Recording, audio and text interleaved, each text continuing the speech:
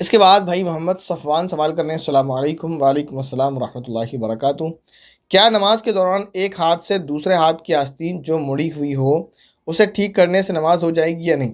جبکہ میں سجدے سے دوسرے رکعت کے لیے اٹھ رہا تھا اور ہاتھ باندھ لیے تھے، لیکن ناف کے نیچے ہاتھ سے پہلے ہی اسے اپنے ایک ہاتھ سے ٹھیک کر رہا تھا۔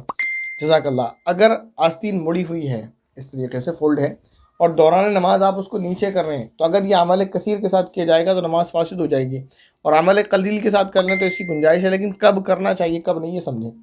اگر آستینیں کھلی ہوئی ہیں، اتنی فولڈ تھی، یہاں تک تھی، آستین کھلی ہوئی تھی، تب تو اسے کرنا چاہیے نماز میں، لیکن اگر اتنی تھی یہاں تک تو اسے نہ کریں تو ہی بہتر ہے، کیونکہ وہ اس سے نماز میں کوئی کمی نہیں آتی۔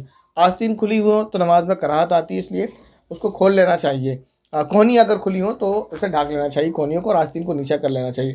تو اس کا طریقہ یہ ہے کہ آپ ایک رکن میں پوری دونوں آستینیں نیچی نہ کریں دونوں ہاتھ کی، بلکہ آپ ایک رکن میں ایک ہاتھ ہلکا سا لگا لیں تو اس کے ساتھ وہ نیچے ہو جائے گی، باقی پوری ایک دم نیچے کرنا یہ مناسب نہیں ہے۔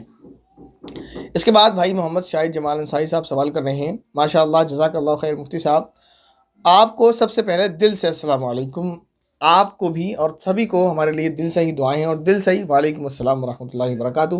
مفتی صاحب اچھا کے بی جے کے بارے میں بات کر رہے ہیں، اس کے بعد کہتے ہیں کہ مفتی صاحب خاتون کو نماز کے دوران اچانک پیریڈ آ جائے یا طبیعت خراب ہو جائے تو نماز توڑ دینی چاہیے یا نماز مکمل پڑھنا چاہیے؟ یہ کسی خاتون کا سوال تھا، اس بارے میں بتائیں۔ دیکھیں، اگر کسی خاتون کو نماز کے دوران بلیڈنگ شروع ہو جائے تو اس میں دو کنڈیشنز ہیں، یہ یاد رکھیں آپ۔ ایک تو یہ کہ وہ نماز فرض ہوگی یا سنت یا نفل ہوگی، دو چیزیں ہیں یہی نماز کے بارے میں۔ کرنا تو یہی ہے کہ توڑنا نہیں ہے، بلکہ نماز ٹوٹ ہی گئی، ختم ہو گئی، اسے پوری نہیں کرنا ہے۔ سوال یہ کہ پوری کریں تو پوری نہیں کرنا ہے، کیونکہ بلیڈنگ شروع ہوتی ہے، نماز خود بخود ٹوٹ گئی، نماز ختم ہو گئی، اسے پوری نہیں کریں۔ اب آپ ویسے ہی اپنی نماز سے ہٹ جائیں، مصلی سے ہٹ جائیں، ٹھیک ہے نا، یہ آپ کی نماز ختم ہو چکی ہے۔ اب دیکھنا یہ ہے کہ یہ نماز فرض تھی یا سنت یا نفل تھی۔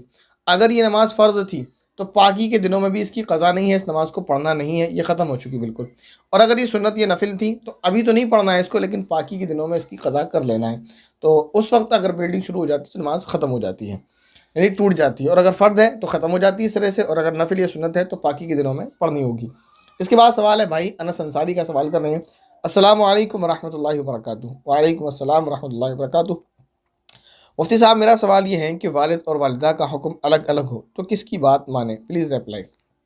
والدین ہمارے بڑے ہیں، ہمارے گھر کی رونق ہیں، تو والدین کو یا تو جس کی بات زیادہ مناسب ہو اس کی طرف دوسرے کو جو ہے راغب کیا جائے، سمجھایا جائے۔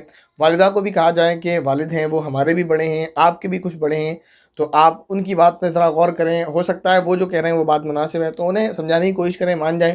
یا ہو سکتا ہے والد صاحب، کبھی کبھی ایسا ہوتا ہے، ضروری نہیں ہے ہر بڑے کی رائے صحیح ہو، کبھی اگر والد صاحب کی رائے نامناسب ہو، صحیح نہیں ہو، تو والد صاحب کو بھی ادب کے ساتھ احترام کے ساتھ سمجھایا جائے کہ آپ غور کریں، والدہ جو کہہ رہی ہیں شاید وہ بات آپ کی بات سے زیادہ مناسب ہو، آپ جو کہہ رہے ہیں، تو پیار محبت کے ساتھ ادب اور احترام کے ساتھ بات کر لی جائے، پھر اسی کو کا کام کیا جائے بہرحال۔ لیکن اگر حکم ہے تو پھر والد کی ہی کی اطاعت کرنی ہوگی اس میں، اس پر والدہ کا حق جو ہے مقدم ہے اگر یہ حکم ہے کسی کام کے لیے۔ تو اگر خدمت کی بات ہے تو یہاں خدمت جیسا تو لگتا نہیں، کیونکہ خدمت میں تو یہ نہیں ہوگا کہ والد صاحب والدہ کہیں کہ پانی پلاؤ اور والد صاحب کہیں کہ نہیں پلاؤ، ایسا تو نہیں ہوگا، یہ کسی کام کے تعلق سے، تو بہرحال والد کا حق مقدم ہے کہ ان کی بات مانی جائے۔ لیکن پھر بھی اس چیز کا خیال رکھا جائے کہ تینوں کے مشورے سے کوئی کام ہو جائے تو پھر یہ بہت بہتر بات ہے، نور علی نور۔